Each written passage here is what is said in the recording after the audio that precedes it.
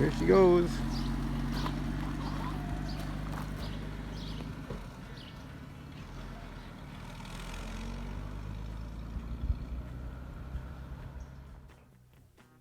Hello everybody, it's Morgan from Wild West Garage. So just wanted to talk about a little experience we had over the last couple of days, and how it kind of connects to what I do and how I do things, maybe. You know, cars are a big part of my life. I've always had, I shouldn't say I've always had a car. I've had a car since I was 14 years old, before I even had a driver's license. My very first car was a 1957 Chevy 4-door sedan. It was a 210 model. Had a 6-cylinder in it. I still have that engine. It's in the back shed here. This is the first engine that I ever rebuilt. Well, aside from motorcycle engines, I had a few motorcycles prior to that, or one anyways. Yeah, I think my first dirt bike I got when I was 13.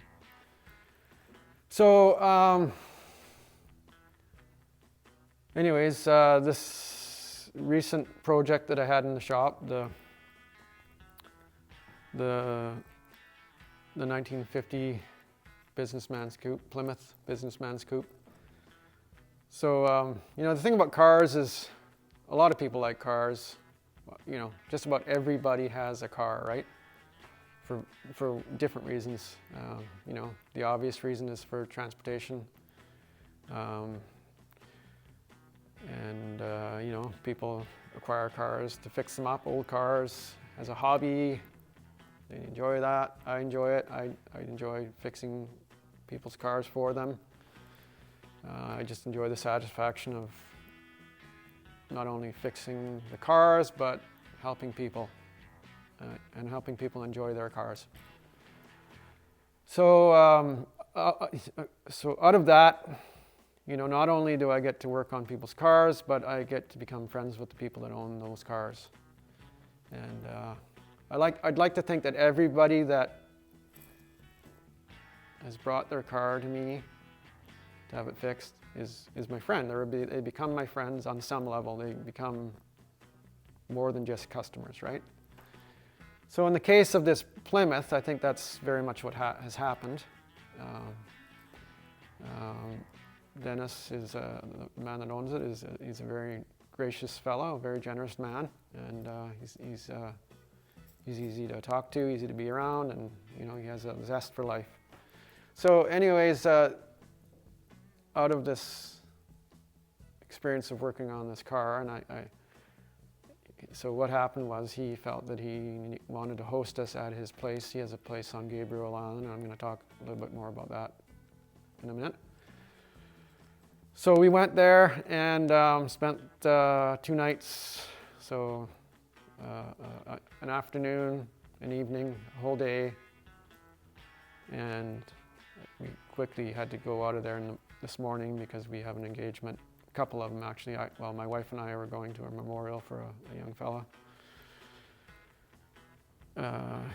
He recently died, and I'm not going to get into that. And then I'm getting together with some of my buddies later, some of my high school buddies later on.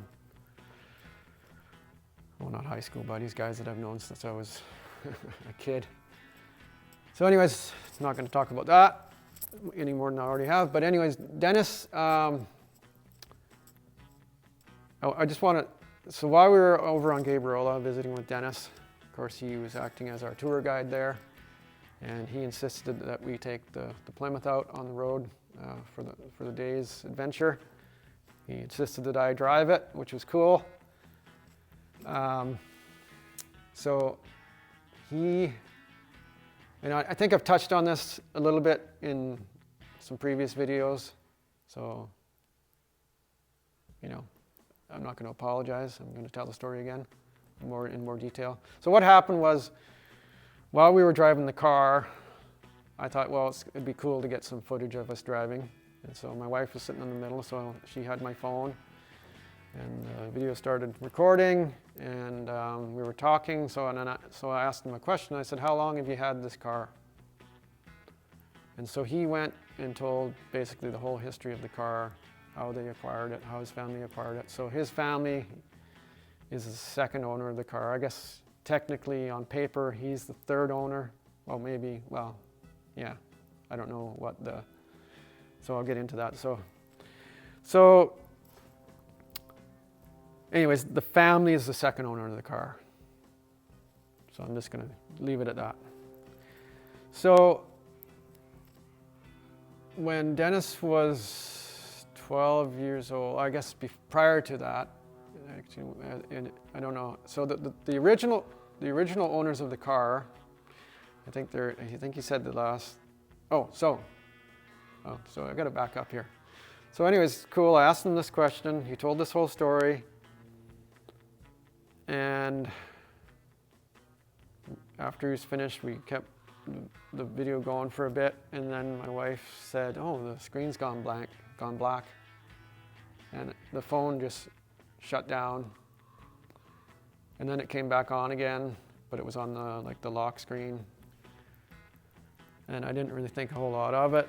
And now I know that footage was all lost. I went back later on and reviewed the videos of the day, and I couldn't find that one. It's just gone.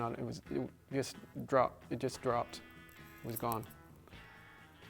So whatever happened, technological glitch, they do happen. So I lost all that footage. Really upset about that. You see, I've already gone on for 6 minutes here, but anyways, too bad. You're gonna have to bear with me. Sorry. Okay, Dennis. Again, back to the story of the car. So the people that bought it brand new, they lived next door to Dennis's, where he grew up, I guess, his family home. And the people that owned it were, I guess they were elder. So the people that owned this car from brand new, they were an elderly couple, I'm assuming. And so the wife, she had the driver's license. So she was the one that did the driving. The husband, for whatever reason, I don't know why, but didn't have a driver's license. So anyways, at some point during the ownership of the car, he died. He passed away. And it got to the point where she wasn't maybe confident in driving or not capable, or maybe she didn't have a driver's license. So she was, I guess, not sure how it transpired, but Dennis's mother ended up being her chauffeur, basically. And they drove, when they went to this lady's, Mrs. Smith, I think her name was, I don't know if I said that, they would go in the coupe, go to doctor's appointments, shopping, or whatever engagements she had. And so she insisted it was my wear and tear, my fuel, my car, right? So anyway, at some point, Mrs. Smith, I believe, she passed away, and then the estate, because there were no heirs, they had no family, no children, or no will, maybe even, the estate was dispersed by the government. And so Dennis, his father, put a bid in on this car. I think the original purchase price for the car was something like $800 or $900. They put a bid in for $350, and at that point the car only had 12,000 kilometers on it. And this is going back 55 years ago. So the car was pretty new, pretty good condition, obviously, at that point. 12,000 miles, I guess it would be. I don't know if I said kilometers. So they put a bid on it for $350, and somebody else matched that bid. So that was the high bid. And I don't know how they resolved that, but anyways, the car ended up in Dennis's family. His dad had a business, really kind of cool. His dad was in the pulmonizing business. If you don't know what that means, you'll have to look it up. Sorry. So he had this business where they did auto body work and they Pullmanized cars. So I'll tell you, they converted vehicles, station wagons and whatnot, so you could sleep in them. So, comfortably. And I think they got into van conversions at one point too. They're kind of pioneers in van conversions. They're in Vancouver, BC, somewhere on the lower mainland. And so, so now the car was in Dennis's family, and Dennis, so at the age of 12, that's when his dad bought the car. And then tragically, when Dennis was 17 years old, his father was killed in a climbing accident.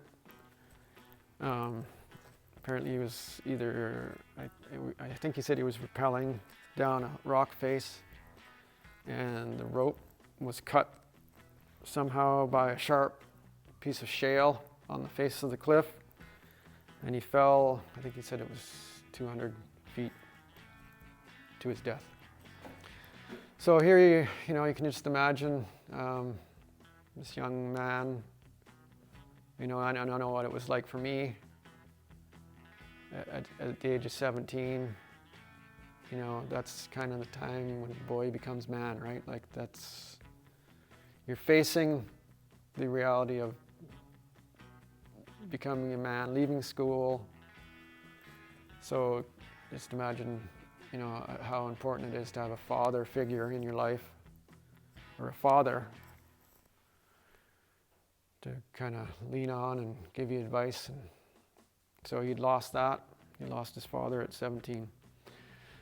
So shortly after that, Dennis acquired the car. He wanted that car to stay in the family. And so he purchased it from his mother. I don't know, maybe, I think he had to buy it. And right around the same time, he also his father had a piece of property on Gabriola Island.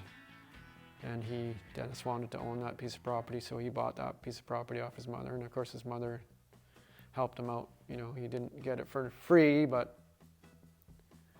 he had to buy it. So anyways, so he went on to build at a very young age. He started building on there right away, as far as I can remember. And so he invited us to stay there. So I made a little video about that, and I hope I got the details of the story right. And so I hope this, because I've spoken for so long here, the video might be a little long, but I'm going to include some clips. There is a few clips of the car, a few photos of the car, and there's some video of some of the stuff we did. We went out in the boat and went fishing, checked out an island there also, and so anyways, yeah, it was a nice time. Hope you enjoy the video. Here we are in a natural habitat.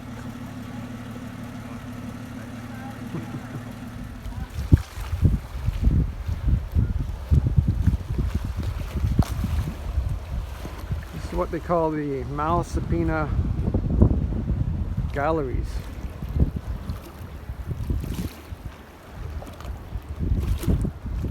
I'll take you over there in a minute. This is the most northern part of Gabriola Island. The northern tip.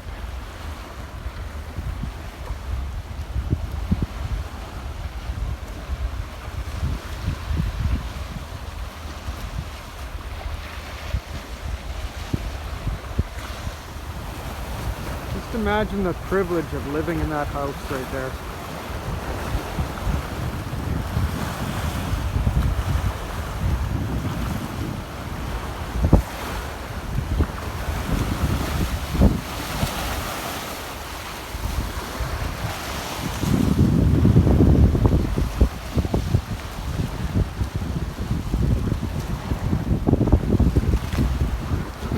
Vancouver Island over there. most part. It's one of our ferries.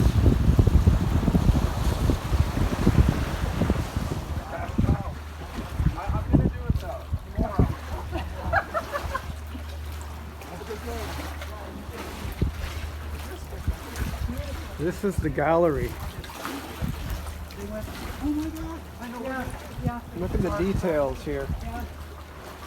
So at any moment, this thing could break off and fall on me and kill me.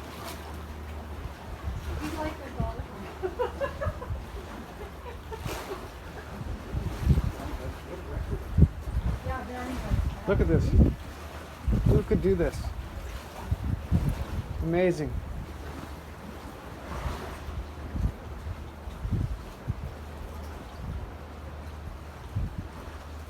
Look at this big tongue of rock hanging down here.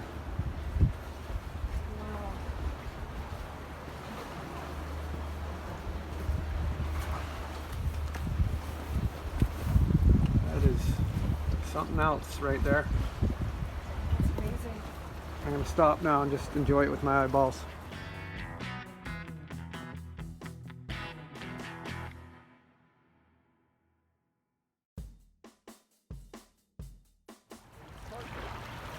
This is the beach at the bottom of Brickyard Hill. So there's a brick factory here called Dominion Bricks. And this is where they loaded all the bricks onto a scow. And these are all the culled bricks. So as the bricks came down, the workers would throw off any defective product, and it just ended up here on the shoreline.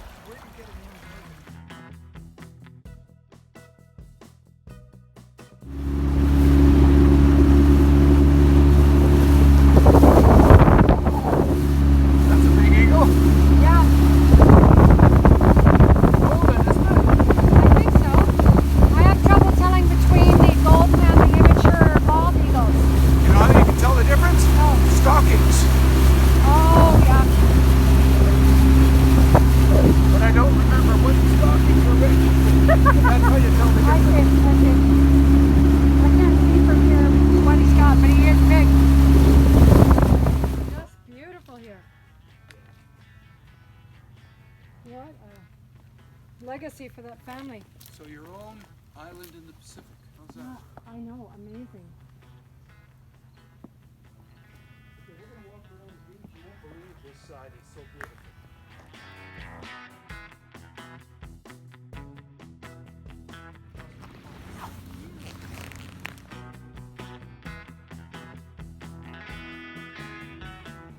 I was here one day and a pot of orca came right around here. And there was a pot of orca went by the concert last night. Oh, that's neat. Because it was right on the cliff looking down. I see.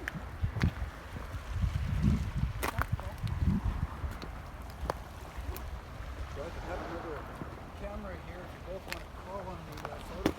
This is an amazing At high tide, you can get water right up to sculpture right here.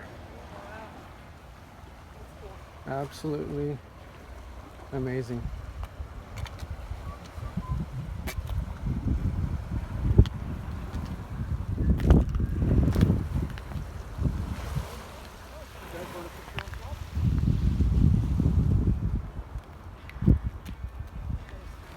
Go around the back and get on pictures.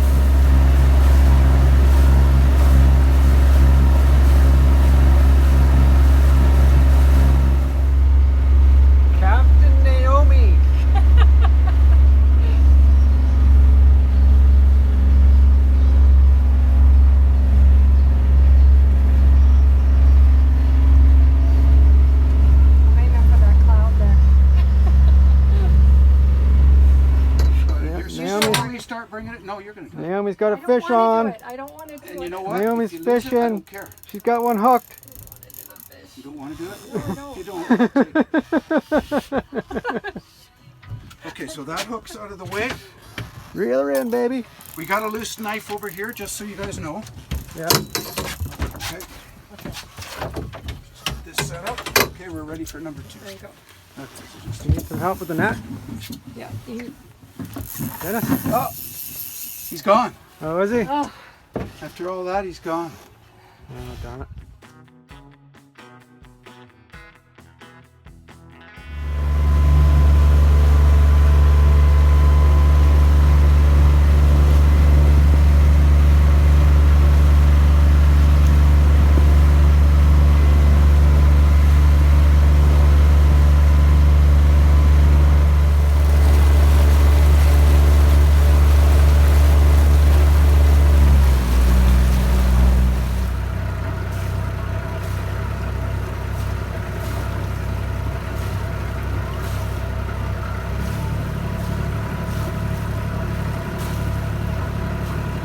Glad you got some sunshine.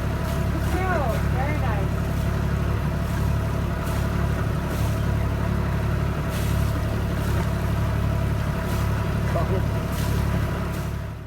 So we did manage to get one in the boat just prior to losing that one that we showed you there. So had a little cod dinner that night.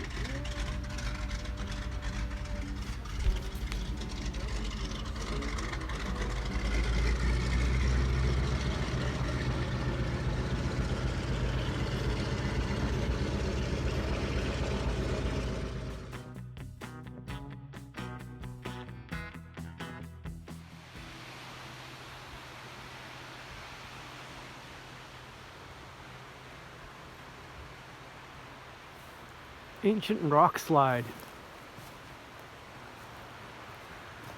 And look at the size of that tree that's growing up amongst this.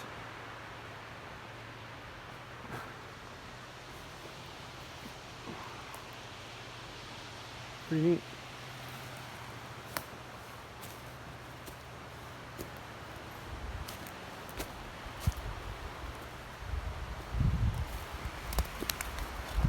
Little shelter right here.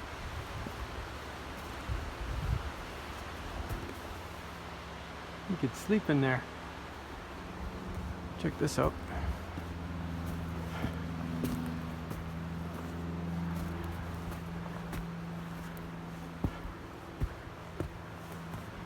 Now that is cool. I'm gonna go in there. That is so cool.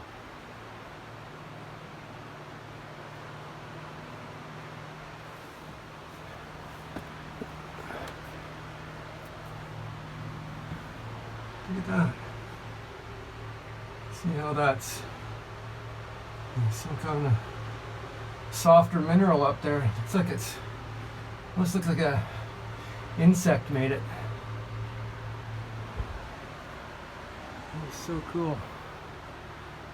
That's art right there.